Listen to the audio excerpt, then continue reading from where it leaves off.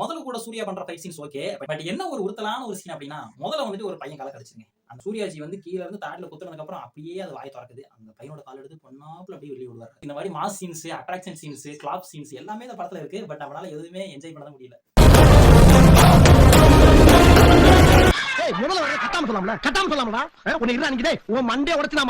இந்த நெகட்டிவ் ரிவ்யூஸ்லாம் பார்த்தா படத்துக்கு ரிசர்ச்சே பண்ணாம எடுத்துருக்காங்க போல அப்படின்னு சொல்லி நீங்க பாப்பீங்க. பட் நான் சொல்றேன் படத்துக்கு ரிசர்ச் இருக்கு. நம்ம சிறுத்தைக்குட்டி வந்து ரிசர்ச் எங்க இருந்து ஸ்டார்ட் பண்ணிருக்காருன்னா, நம்ம ஸ்கூல் படிக்கும்போது 9th 8th வந்துட்டு சிகில் பகுதி இருக்குல்ல, ஓனர் நோட்ஸ் படிச்சவங்களுக்கு எல்லாம் தெரியும். அந்த சிகில் பகுதியில இருந்து எடுத்திருக்காரு இந்த கதையை. இந்த குறிஞ்சி, முல்லை, மருதம், நெய்தல், பாலை, ஐஸ் அப்ப ஒரே தீவுல இருக்க மாதிரி காட்டுறாரு. அது வந்து வெதர் கண்டிஷன்ஸ்ல ஒவ்வொரு நாட்டுல இருக்கவங்க எல்லாம் எப்படி ஒண்ணு சேர்ந்து வந்து போர் புரியுறாங்க அப்படிங்கறதெல்லாம் அந்த கேம் ஆஃப் த்ரோன்ஸ்ல கரெக்டா காட்டியிருப்பாங்க.